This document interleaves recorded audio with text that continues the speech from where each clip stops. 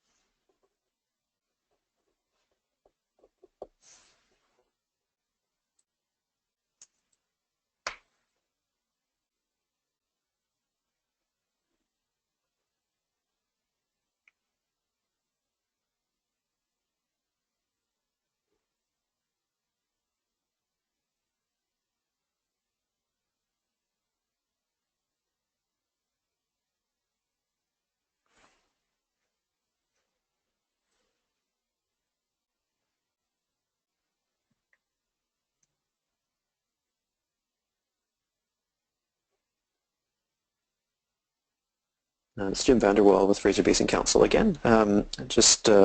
Before we get started, we'll give a few more minutes for people who are joining. We do expect to have a full webinar today, but just wanted to give a bit of a technical background while people are joining here. So hopefully you're able to see the first slide in our presentation and able to hear. You can access the audio for this webinar either through your computer or by listening on a phone line. We've got a great presentation coming up. After the presentation, or even during the presentation, you're welcome to use the question box and ask questions. We will be, unless those are technical questions that need to be addressed right away, if you're having difficulty accessing audio, then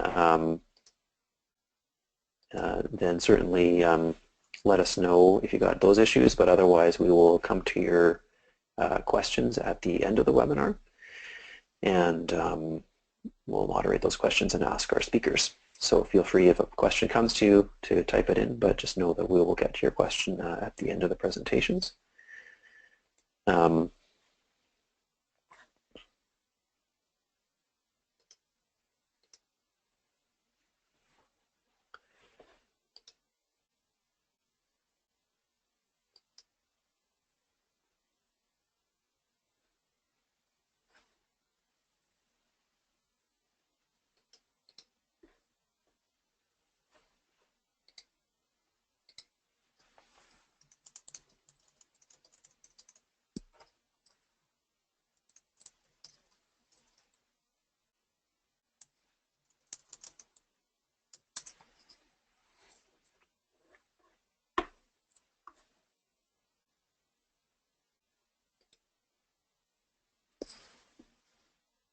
Okay, well, in the interest of time, I think we'll get started. It's Jim Vanderwall with the Fraser Basin Council. Thank you for joining us today for our webinar on online adaptation tools. What are they good for? This is part of our BC Regional Adaptation Collaborative series. And we're pleased today to have a great presentation, which we'll tell you a bit more in a few moments. The funders of our work, the BC Regional Adaptation Collaborative, include Natural Resources Canada and the BC Ministry of Environment. Wanted to thank them. BC Regional Adaptation Collaborative is a program to try and support learning and action on climate adaptation in British Columbia, supporting local governments and First Nations and businesses as they help to plan for climate change that's already upon us. One of the tools that some of you may have accessed is our Retooling for Climate Change website. So please have a look at it. There's a database of resources. And we like to hold webinars like this one to share information on key tools that are available for folks to use in their planning, as well as some in-person events. So just a couple of housekeeping items. We'll be keeping the audio muted. You won't be able to speak because of the number of people that are joining us today, but you can ask questions using the question box. And as mentioned before, if you have any technical issues, feel free to send an email to fraserbasin@gmail.com or use the question or chat function to try and get input on your questions. Now, before we go into the details of the webinar, I just wanted to mention a couple of upcoming events. One of them, which if you're on our email list, you'll get notice of shortly, is a webinar on winter road maintenance in a changing climate. That'll be happening on January 19th. And Lindsay Matthews, who's a PhD candidate at the University of Waterloo, will be talking about some work they've done looking at this issue in the Prince George area. So a hot topic for local governments, of course, if you think about how many phone calls City Hall gets about winter road clearing and the changes that communities are seeing as climate changes. We also have an in-person workshop coming up on resilient infrastructure in a changing climate in Prince George on February the 9th. I've uploaded a handout, so if you look at the control panel for our webinar, there's a section called Handout, and you can download the handout, which gives you further information and registration details for that event.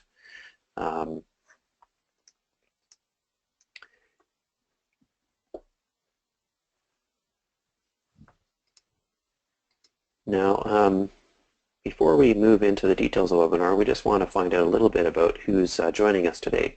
So we're going to do a short poll here to find out what kind of organization you're with.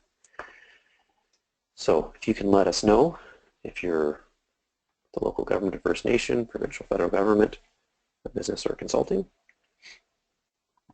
or academic or non-government.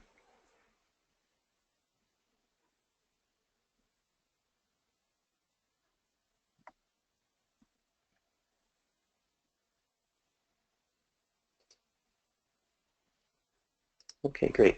Well, thanks for sharing that information with us. We can see there's lots of folks from, I guess, the largest group from provincial and federal government, but we've also got lots of consultants, local governments, First Nations, and a few others as well.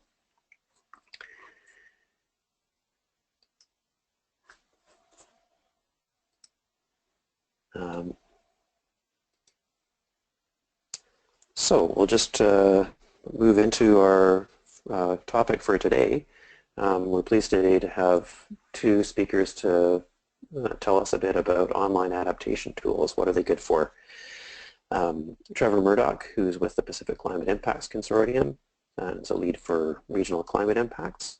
If you've been doing climate adaptation work in BC, you've probably run across Trevor or used some of his tools, and he's played a key role in linking climate information to practitioners for, well, at least the last 15 years, I would say. We've also got Johanna Wolf, who's a senior policy analyst with the Climate Action Secretariat at the BC Ministry of Environment. She's an environmental social scientist and interested in things like how individuals and societies respond to environmental change and climate change, and she's been with Climate Action Secretariat for about the last year or so. So I'm going to turn things over to Trevor and Johanna, if you'll just bear with us for a moment.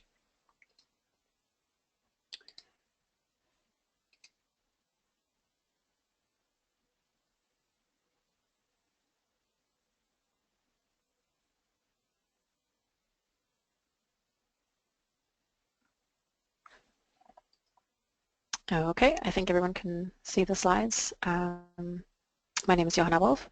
Thanks for the introduction, Jim.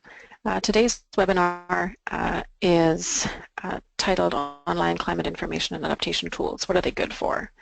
And we will walk you through a whole set of examples that we hope illustrate the kinds of things that you can do with climate tools, and then we will bump into the edges of what you can do with tools, and we'll walk you through that too. Next slide, please.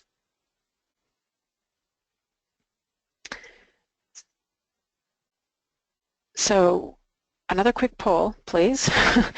We would like to know what you want to use online tools for.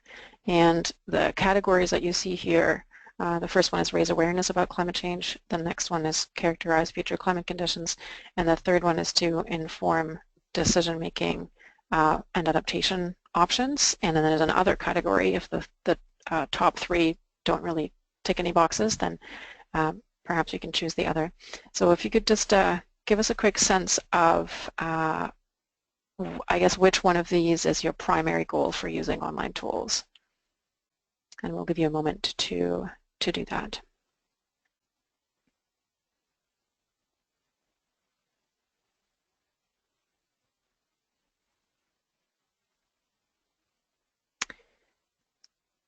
So it looks like actually a significant majority are looking to inform decision-making and adaptation options, and only about 5% of you are looking to raise awareness, and around 14 or so characterize future climate conditions. This is interesting for us to know. These choices are informed by another climate service provider in Canada has structured their use of tools or accessing the tools into these three categories. And so we've sort of borrowed from them in trying to figure out, is this actually applicable here? And so it looks like we are maybe onto something with suggesting that maybe this isn't actually the best way to structure them. More on that later. Next slide, please.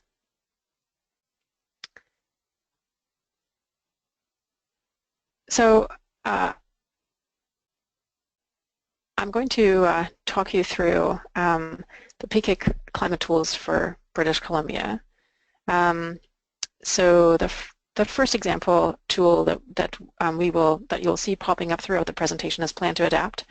Plan to Adapt is perhaps the most accessible tool of all of them. You'll hear more about this later because it comes up in a lot of examples. The next tool is the Regional Analysis tool.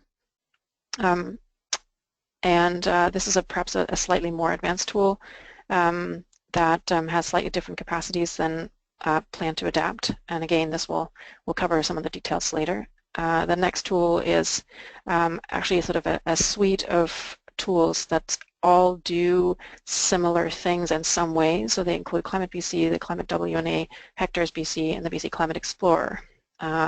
So we'll have examples on this. And then the next tool is the PCIC data portals. And actually the PCIC data portals provide all of the characteristics that are mentioned here. They include BC station data and higher resolution prism climatology and others. And finally, there are also seasonal maps available through PCIC, and there's an example here. And we don't want to run through this webinar tool by tool. Instead, we've decided to structure the webinar using questions that people might have that would like to work on adaptation and that are looking to the tools for some assistance.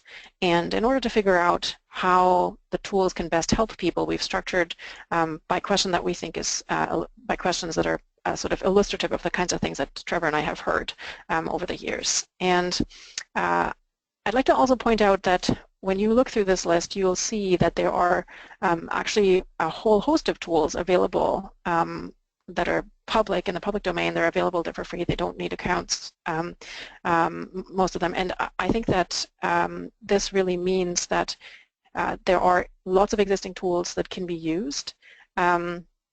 But as you'll see, tools play a particular role in adaptation, and they can be useful for certain things, and it really is up to the person attempting to use the tools to figure out how to navigate the complexity of those tools and how best to make use of that knowledge, how to best access it, and so on. And that sometimes can be a messy process. Next slide, please.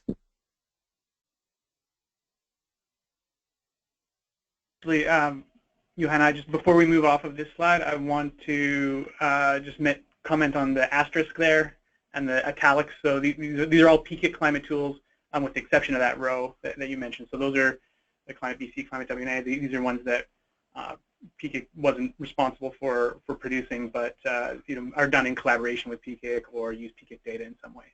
So. Right. Thanks. So I'm going to hand over to Trevor to talk through the next set of slides, and he'll be handing back to me. Okay, thank you. So this first question that we have set up here, and I should mention this: these icons that we had at the beginning in terms of these three types. So this is the boiling frog to sort of indicate the if you're interested in sort of raising awareness around climate change. How can I get health authority executives to understand that climate change is important to me? So this is just an example of a question. Or you could replace health authority executives with decision makers, local governments, elected officials, things like that. So Plan to Adapt is really the only tool that could be used to address this, because it does have a pretty simple, easy to use summary table. And it was designed with this in mind, so that when you go there, you get just sort of basic information. Even this is, the sort of summary table might be a little bit daunting to some elected officials. But it also has, you can see this highlighted impact tab there, which we'll talk a little bit more about on coming slides, which can go right to a little bit of answering the "and so what does this mean," which would be important for executives or decision makers. But so really, there are other resources other than online tools that might be more useful. One that we've worked on at PKIC is these resource region summaries. These are available online. They're basically just 4-page summaries for each region, and they have the basic sort of general overview about. They include historical climate trends, future projections, why is it important, and a little bit of linking it to resource sectors more than anything else. But these can be a good starting point as well for sort of raising awareness of the issue of climate change in general. And the other thing that PKIC's been involved in around in this area is the PICS short courses. So our sister organization, PICS, has produced these short courses that people can walk through. And if your health authority executive has the patience to go through a short video on climate change, it covers actually the basics of climate science and well as mitigation, but I've highlighted this middle section here where impacts of climate change on BC and then also adaptation is also covered. And one of the things that's nice about this course is that you don't have to watch sort of an hour at once in each of these sections. You can go sort of piecemeal by piece. And so they're set up in sort of educational principles. You stop and you get to do little quizzes halfway through and things like that. And Johanna will talk near the end about some other non-PKIC resources or just ways of raising awareness on climate change in general. So the next question that I have is this one. Again, these are sort of archetypal questions, right? So you change some little details of this and ask similar questions and get a similar answer. But so the example here is, how is rainfall changing over the next few decades in Prince George? Will it mean more floods? So if that's the kind of question that you're interested in, again, you can go to Plan to Adapt. Now this isn't directly answering that question at all, but it's a start. So you can see here on the summary table, I've picked the regional district of that Prince George is in, and you can see an increase in winter of 10% plus or minus winter precipitation. So that's not a direct answer to the question at all, but you can explore what that means a little bit in terms of maps and plots and the range of uncertainty there. But there's this impact tab that's highlighted in red. So here's an example of a screenshot from the impacts tab. And so in place of really being able to answer this question in an automated way online, which we can't do, we have this is sort of an expert system that was a set of rules that was designed with, put a bunch of people in a room and said, okay, if precipitation increases by different amounts, what sort of impacts would we need to be concerned with? And you can see in the kind of grayed out part above, some of the impacts are high intensity precipitation, waterlogged soil, and then this possible flooding, which I've highlighted here. And you can see that there's actually a little bit of detail about how this could play out and how even some of the management implications and some potential adaptations. So this isn't meant to be a prediction of flooding. It's just meant to indicate that the increases in precipitation that are projected for this area and for this time are large enough that you should think about flooding in this area, and to sort of kickstart a list of what are some of the impacts you might care about in the area. So this starts to address that. And then so going one level a little bit deeper, a little bit more technical. So I have a GIS forestry model that tells me what species I should plant. Where can I get climate information that plugs straight into this application and gives me options for low, medium, and high risk. And again, you'll see a little bit of a theme here that answering that exact question directly is not straightforward. There is no tool you can just go grab an exact answer to that question. So the closest thing we have here for forestry in particular is this family of Climate BC, Hectares BC, ClimateWNA, and then BC Climate Explorer is sort of the newest sort of tool in this branch. It's a little bit different from the rest. I'm actually just showing here Climate BC, which is you download and you can run it on your computer, and then there's also this online version of Climate BC where you can get data from. And this has been used a lot. So here's an example of some work that's been done by the province on tree species suitability. Well, this is actually seed transfer zones. So it's been used for these two things extensively: tree species suitability and seed transfer zones. But you produce these kinds of maps, which suggest that it's a good idea to sort of adapt where you get your seeds from to climate change, or adapt which species you use. These kinds of general maps or general studies still don't answer that question, though, of where can I find a tool. This is the kind of thing that still is in the area where the people using the tools are really sort of the impacts researchers that are doing work like this, and then sort of trying to progress towards answering this question.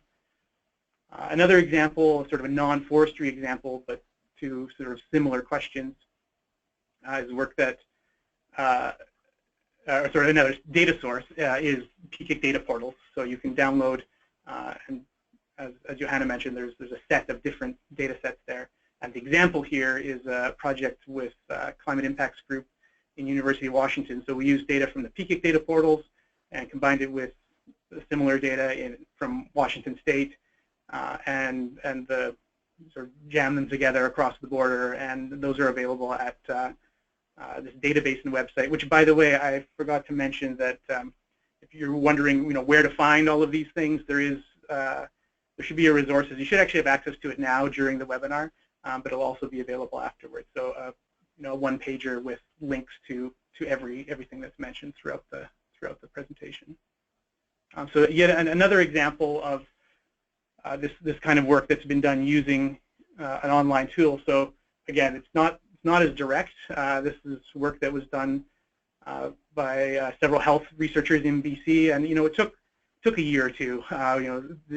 The data ultimately came from this online tool, the data portal, but it wasn't as straightforward as just plugging that data into a pre-existing decision tool. There's a lot of work with formatting. You need programmers who could deal with large data sets and complicated spatial data, but they were able to to produce this kind of impacts work.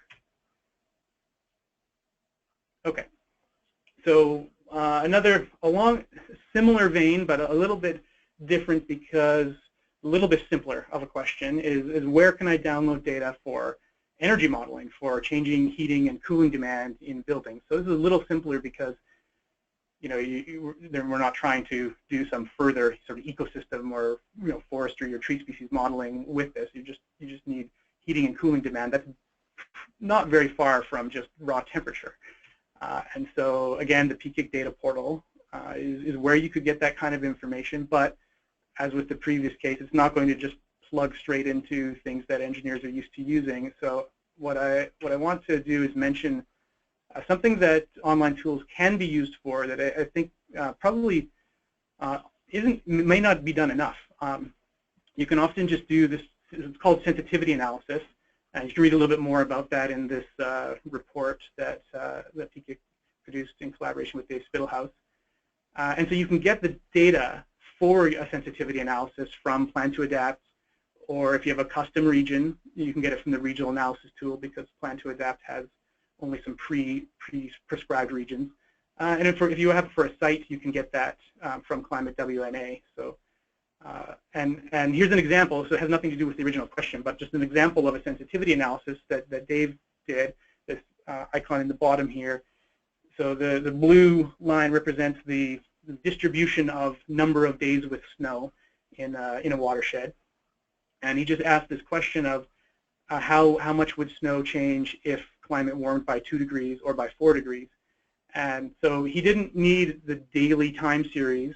He didn't use the daily time series that you could download from the PKIC data portal.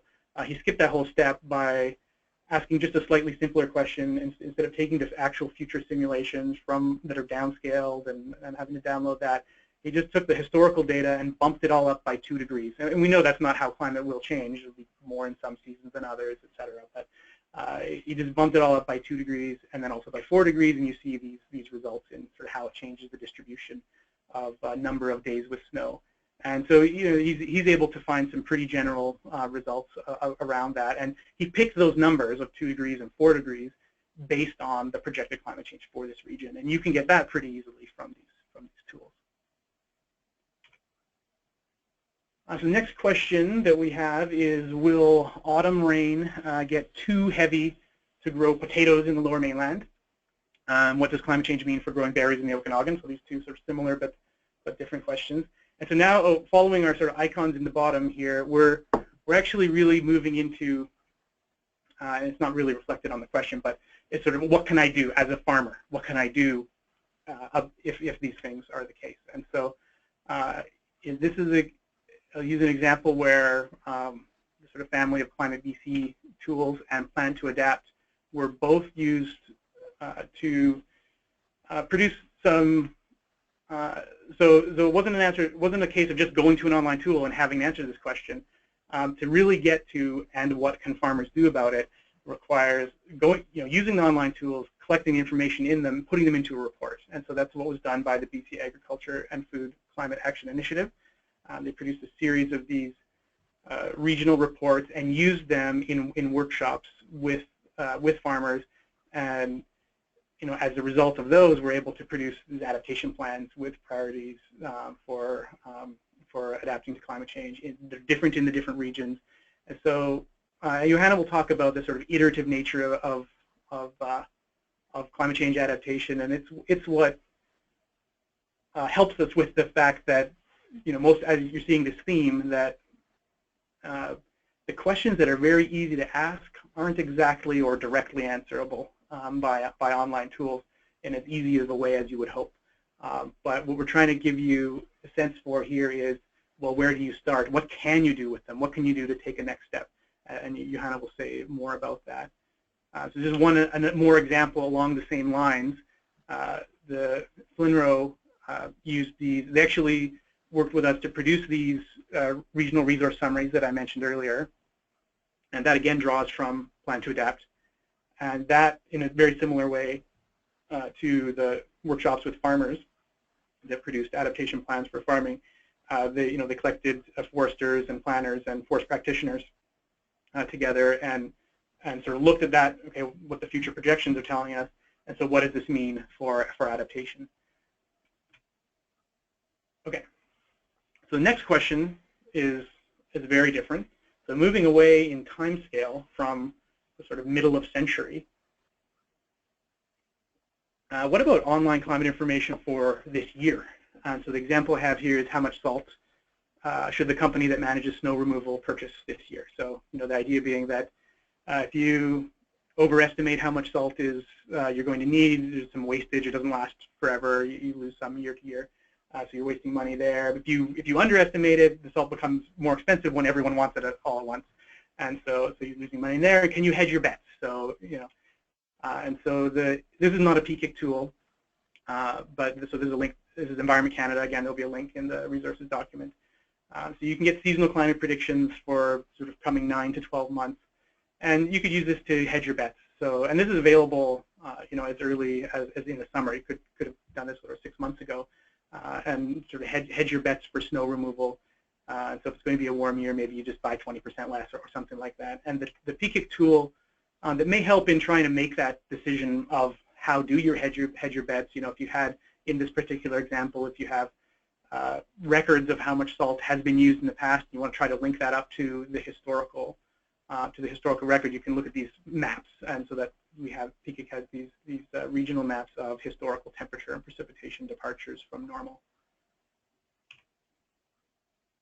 Okay, so this is the big question. Where do I send engineers for new design criteria for roads and bridges? And this is what I'm going to hand off to Johanna afterwards, because so what I have here is this post. This is not an online tool at all.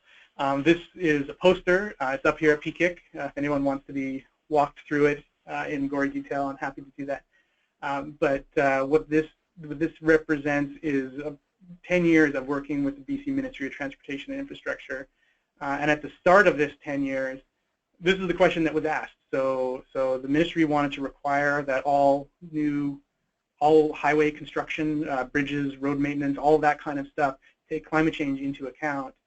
And they wanted to be able to send the people who work for the designers and the engineers, they wanted to send them somewhere, require them to use that site. And as we've seen this theme that, well, there's something that starts going towards the question I'm asking, but maybe not this concrete, just give me the number kind of thing. So so this sort of series of case studies and work on adaptation has actually managed to result in this policy as of it's a little over, it's almost a year and a half old now, that all new work on, in BC for highways must take climate change into account. And it doesn't point to use this one website and get this is the one number that we approve or anything like that. It points at some adaptation strategies, so ways of determining what parts of a piece of infrastructure might be sensitive to climate change. It points at some possible sources of data, like the tools that we walked through today. But the big thing is it just says, show your work. Tell us what information you used and where you got it. And that's actually more important than having a specific standard, because the information is evolving. What's available now may not have been available 5 years ago. And what will be available in 5 years isn't available now, so it's not this sort of static document. And the thing I wanted to say about this, the last thing I want to say about this before I hand off to Johanna is that this sort of whole process, we went through many phases. So it started off with this, where do I send engineers for new criteria for roads and bridges so that we can make this policy? And the answer sort of was, well, there isn't a place. And when the ministry got to this stage of producing this technical circular, they gave engineers on a committee sort of a year to review this before we release this on you, give us some feedback on it. And the engineers on that committee went through this exact same process of, okay, but if we're going to have to do this, we need a website that we can go to and get exact official approved numbers. And those same engineers throughout, by the end of the year, they realized why that wasn't feasible. And one of the ways around that was to say, okay, we're going to need more than this 6-page technical circular. This is a big change in the way we operate. We're going to need some professional guidelines. So APEG BC has produced these professional guidelines. They're in draft, final draft now, about to be published soon. But the writing committee for that document went through this same thing. We need an appendix with official numbers, or we need a website to send someone to, and then eventually came around to the information is changing so rapidly, and there are some technical limitations that I won't get into unless it comes up in questions. Why we can't just provide sort of IDF curves for those who are familiar with that, the extreme intense precipitation. Why we can't just throw that up on a website and point people at it. So with that, I'm going to pass back to Johanna. So one of the questions that inevitably comes up is, I know that I need to do something on adaptation, but where should I start? This is perhaps descriptive of someone who is just beginning to work in their area on adaptation and is just beginning to think about what to do. And I think the important thing to note here before we get into the details is actually that there are lots of things that can be done, and there probably really isn't a right way to start or a right place to start. Tools can potentially help with this. In an early stage, they can be helpful, but at the same time, there are lots of other things that don't involve tools that are equally or maybe even more helpful at the very beginning of an exploration on adaptation. And they include things like trying to find examples from other organizations that are working in the same area or are working or in the same industry, in the same sector, in the same sort of business area as yours, and to find examples from them as to what they've done. So starting to think around what are your colleagues doing in other places, in other regions, maybe even other countries, because there are some actually really good examples now out there in just about every sector for adaptation, and they are actually a good way to start to look at what have others done. And it's also a starting point that can motivate action in a way that perhaps a look at the regional adaptation tool really can't quite do. It'll produce things for you, but I don't know that it motivates the thinking in the same way.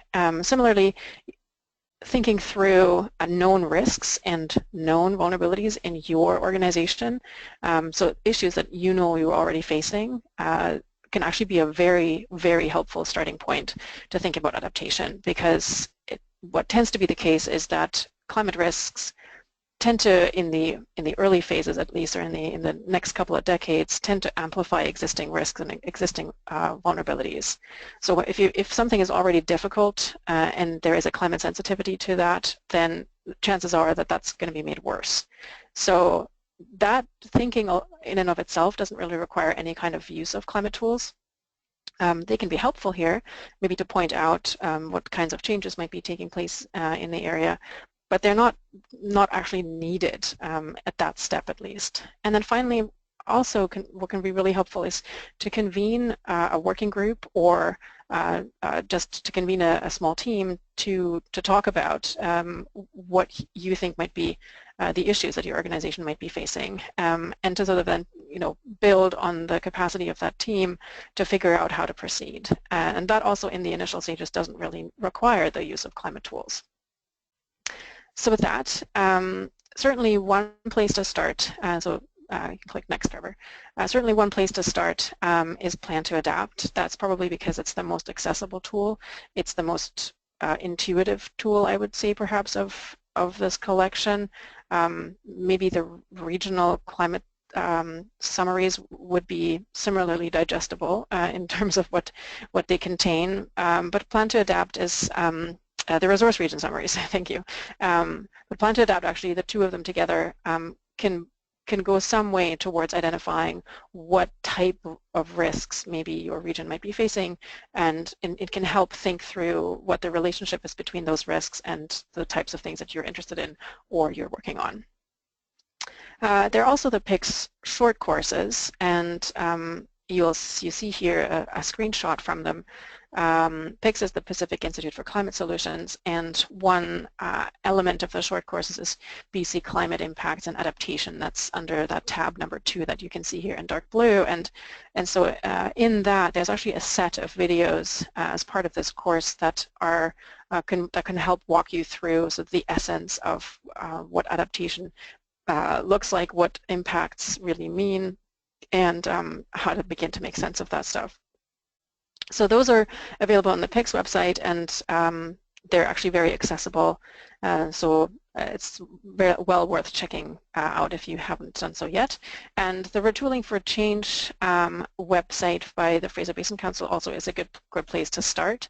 There's a lot of resources there, case studies, examples, tools, and so on that are all helpful in essentially answering that question of like, where do I start? Well, anywhere really, but maybe somewhere where you feel you understand where you're coming from. So understand your business area, or understand your industry, or understand your sector, whatever you're working on, and sort of begin to explore through that lens. And that can actually be really quite productive. And again, I think that there really isn't a right way to do this or a right way to start. I think the key thing is that there are lots of existing tools out there, and essentially playing with them and figuring out what they can do and trying to make sense of what you're seeing in the process is actually part of what adaptation really requires. Next, please. And I've alluded to this now, I think. Adaptation is really about three things: iteration, iteration, and iteration. And the reason I say this is because often adaptation is understood as something that should somehow just happen. It should somehow be easier, and often there are lots of barriers that are advanced as to like, I don't have this, I don't have that, I don't have this, so I can't act.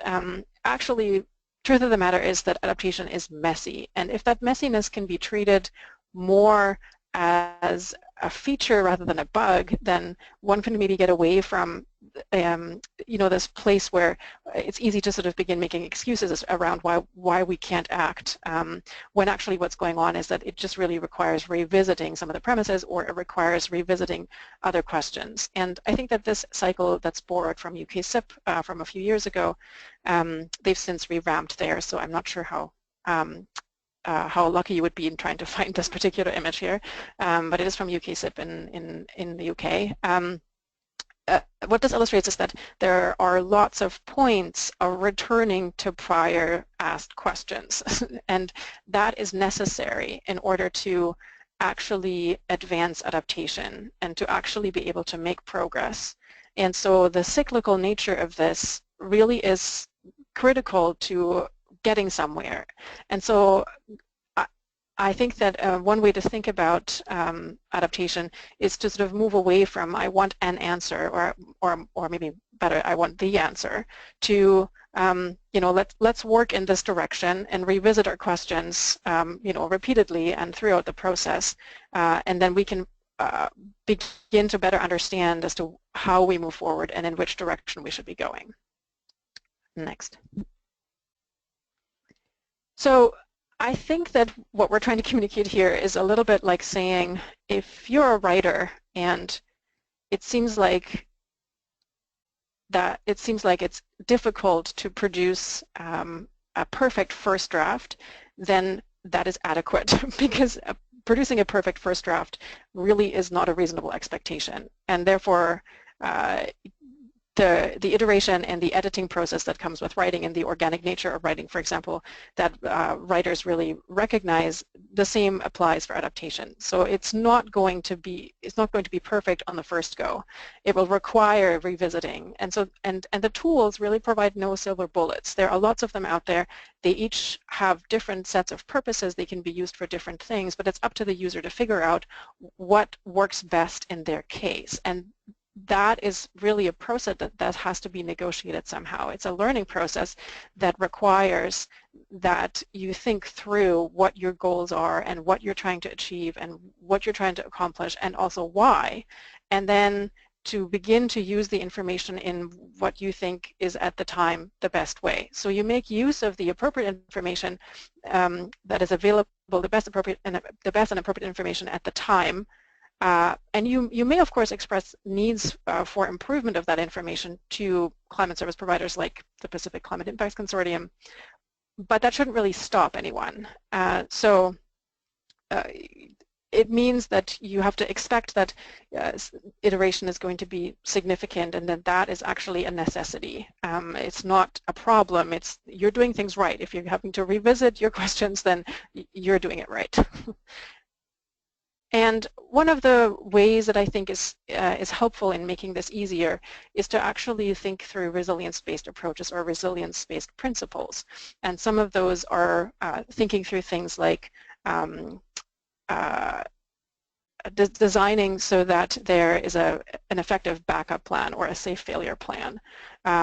Also, to build iteration in and to expect it is part of resilience-based approaches. Convening teams and working collaboratively is part of resilience-based approaches. So all of these things actually really mean that it's moving away from trying to ask tools to provide an answer or the right answer to recognizing that actually what this is a learning process, and it's just part of what adaptation is. Next. So this final slide is really just meant to go back to the tools that we've discussed today and to walk you through the types of audiences, and these are really just examples of audiences, and the ease of use of each of the tools, the flexibility in terms of how much they can be customized, and then the type of output that they can produce, because different tools produce different types of output. Some of them only produce maps, like the seasonal maps, for example. Some of them produce summary tables. That's really only true actually for Plan to Adapt. So that the outputs look different depending on what you want, and some of them actually really only produce data that you then have to further use or analyze yourself. And so with that, I will say thank you, and we invite your questions.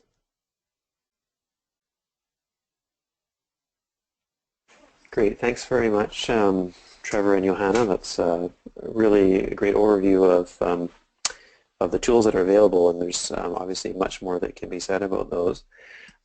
We do have some time for questions and answers here. Before we go to those, just very briefly wanted to say there have been a few questions about recordings of the webinar, so those will be available on our website and YouTube channel in the near future, within the next week or two. And that'll also be available for others who weren't able to come today and join us. We did have a lot of demand for this webinar and weren't able to include everyone who wanted to attend, so that's a good thing, but that's why we have the recordings. Trevor and Johanna also mentioned a handout with links to many of these resources, so that's available. If you look in the control panel for a GoToWebinar, there's a section called handouts, and one of those handouts is a list of resources and web links.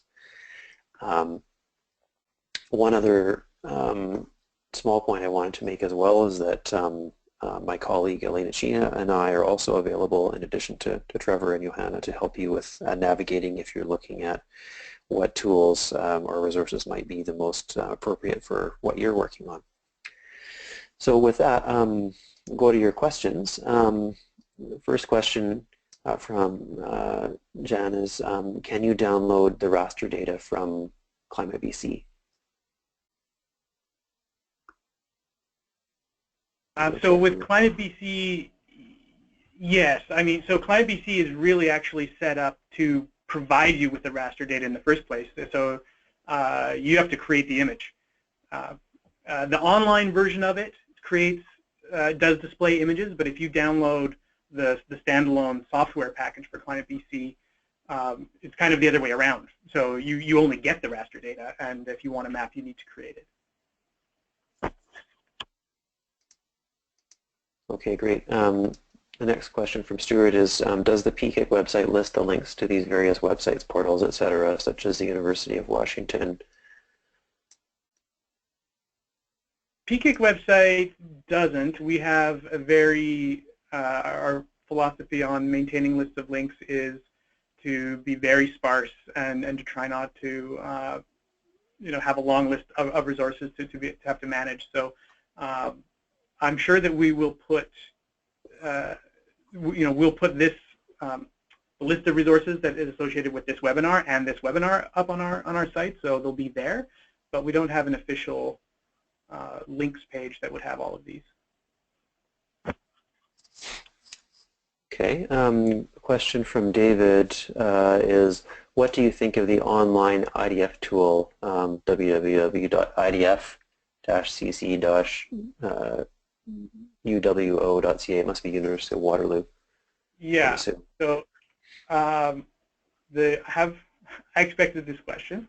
So I actually prepared in the similar fashion to the ones we were walking through this question. Where do I find future projections of intensity, duration, frequency curves? And I know we have a broad audience, so just the sort of short version of what this means is, for those of you who aren't engineers or hydrologists, is for planning, for stormwater management or flood risk and all this kind of stuff, engineers really need to know, in terms of extreme precipitation, you need to know the 1 in 5 year storm, the most rain you get in a day, and 1 in 5 year, 1 in 10 year, 1 in 20 year, 1 in 50, 1 in 100, so each point along that curve, and there's a set of curves, so they need to know not only the rainiest day, but also the most intense 6 hours during the most intense 6 hours, and again at 5 year, 10 year, 20 or 50 year. They need to know the most intense hour, the most intense 15 minutes. So you combine all of those things and you have an IDF curve. And so I have this figure, which I won't walk you through. I'll just tell you what it means. This is from an early study. What we're trying to do is use high-resolution regional climate models to ask the question. Do you want me to make are you trying to show something, Trevor? I am. Is it not displaying? I'll switch you to presenter here. Okay. Yeah. Okay, sure. All right. So what this is showing, so to get at that whole curve that I just talked about, where you talk about the different sides of events and at different below daily intensities, the challenge is that we only have daily time series from climate models. So the IDF tool that you mentioned, it's useful as long as you keep this pretty big caveat in mind. So the caveat is that in order to come up with the sub-daily, so the 6 hourly, 1 hourly, 15-minute, everything below daily, what is done is using historical data to, so if you have, in the past, if the most intense 6 hours of rain during the most intense 1 day of rain was, if the rate of precipitation was double during that most intense 6 hours, then the rate during the day as a whole, and if the ratio of the most intense 1 hour was 4 times the rate during the day as a whole, those ratios, daily to sub-daily ratios, you have to assume that those are constant in future and in the past. And what this, again, I won't go through the details of this, but what this shows is, for one, this is just a very early assessment, trying to assess this using very high resolution models. What this shows is that in future, that's actually not the case. This assumption can be broken by quite a large margin in some cases. So for Victoria, our very indications here is that the 6 hourly precipitation changes at a rate, in this particular case, of 3 times as much as the daily does. And so that assumption of daily to sub-daily ratios staying constant may be off by a fair amount. So keeping that caveat in mind, that these are the numbers you get from the climate projections with this daily to sub-daily, and especially keeping in mind it may be underestimating some of the sub-dailies. At least it gives you a benchmark. So if you use it in a similar way as the sensitivity analysis I was talking about, but then also kind of keep this caveat around the sub-daily, then I think that it's useful. The thing that we're working on at PCIC, so this kind of represents something that I sort of hinted at, and Johanna mentioned as well, with the iteration and using the best available information, and then expressing clearly to regional climate service providers like PCIC, this doesn't meet my needs and this is why. What we do is we work sort of one-on-one in sort of offline. So we have some data available to us that is not publicly available online yet. And so this is an example. We're working with Cowichan Valley Regional District. This is the 1 in 20 year precipitation. So it's the daily. So it's 1 point on that IDF curve only. And we're asking the engineers in the regional district, even though we're not giving you the whole IDF curve, what can you, what does this tell you? And after a couple of years of working one-on-one with people, we'll be able to get into a place where, expect to be able to start providing this kind of information online. And so there's two things going on here. One is we need to figure out how to display more complex information in a way that is accessible and usable, and we do that by working one-on-one with people first. And then the other is a technical issue. So this, the daily to sub-daily scaling, and so we're working on those sort of in parallel. And let me know if that doesn't answer the question. Okay, thanks, Trevor. There's another question here from Michael is, thanks for the presentation. Are you aware of any municipalities, regions, excluding Victoria, Vancouver area, using climate change adaptation indicators to establish baselines for change or to help inform the decision-making process? Is that a question for you, Johanna? I mean, I can say I'm definitely aware of several, not just in the Lower Mainland, in Vancouver Island, all over the province, even, from Atlin to the Columbia Basin. There certainly are a number. I mean, you've got Cowichan Valley up on the screen here. Prince George has done a lot of work on this as well. Yeah, we could certainly, if you look on the Retooling for Climate Change website, you'll find a number of case studies of communities that have done adaptation planning, and that's certainly, it's a little bit out of date in terms of what people have done in the last few years, but that would be one place you could look.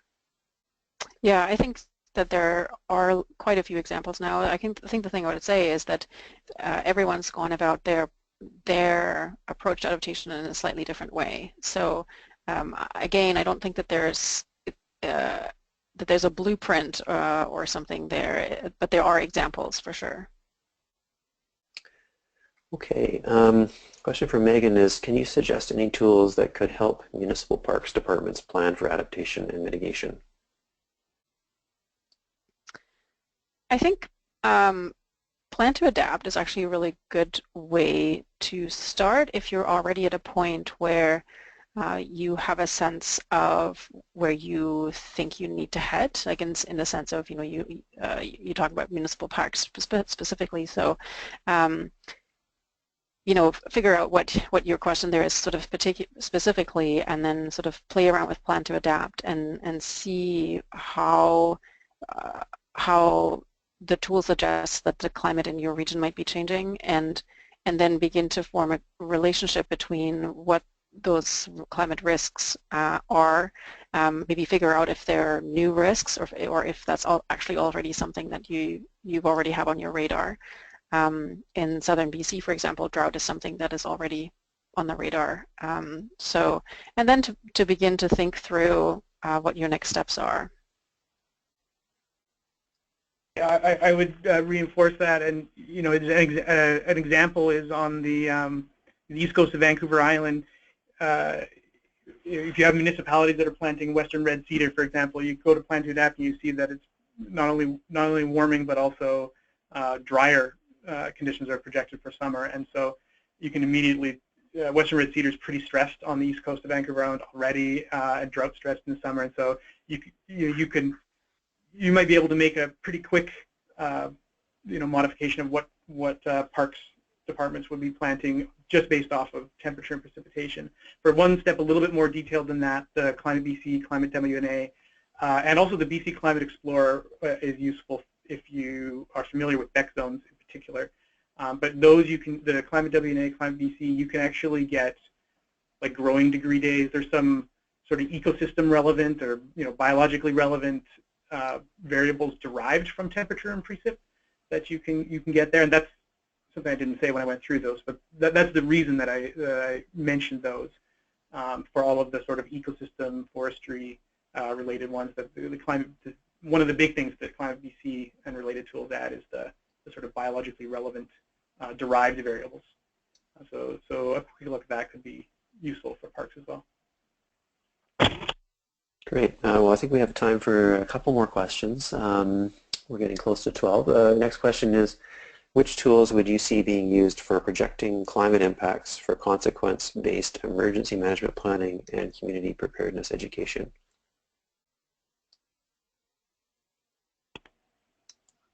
you want to take that one, Johanna? I mean, these are probably going to be the general ones, right? Like the plan to adapt, and maybe some of the other resources on the last slide, like the sort of where do I start? Yeah, I agree. I also think that if there's a direct relationship to emergency preparedness, or maybe other risk management frameworks more in general, then there are lots of considerations that can help guide the process that don't necessarily need to rely on tools or climate tools specifically. Again, this is about thinking through existing risks and existing vulnerabilities and trying to figure out what existing capacity is to address those and where and at what points, or maybe in what examples in the recent past that capacity has been stretched, and then to essentially proceed from there. I'm saying this specifically because in many cases where there is already a risk management framework or emergency management or emergency preparedness framework in place, there are ways to essentially add climate as one element into that existing framework rather than starting something totally new and different and separate. It's actually a good idea to sort of begin to think through how can we make this part of what we were already doing. Actually, yes, and that reminds me that there's one link in the resources tab we haven't mentioned, which is the ICLEI adaptation library. So that might be a place online place to start looking for doing exactly what you were just speaking to. Right, the ICLEI adaptation library has a whole host of resources, including case studies from around the country, lots of examples, and it can be sorted in lots of different ways, so it's actually a really useful tool in beginning to explore what adaptation can look like. Great. Well, we obviously got lots of interest in this webinar, and we've got a number of questions that or comments that people have made, and perhaps what we will do at this point, because we're at 12 o'clock, is close things off, but follow up with the speakers to see if they can provide some answers to some of the questions that are still remaining, or some of the comments, and we'll circulate that out to participants. And at this point in time, I'd just like to thank Trevor and Johanna for their presentations. It's been very helpful, useful to talk about them, and as they've said, I think a number of them can help these processes get started. It's only the beginning, but many are very helpful in kickstarting conversations that then lead to a better understanding of what exactly it is that a particular community or company or region is interested in doing. So thanks to all of you for your interest in this. We will have these presentations recording online in the near future, and hope you all have a good afternoon, and stay tuned for our next webinar coming up on January 19th.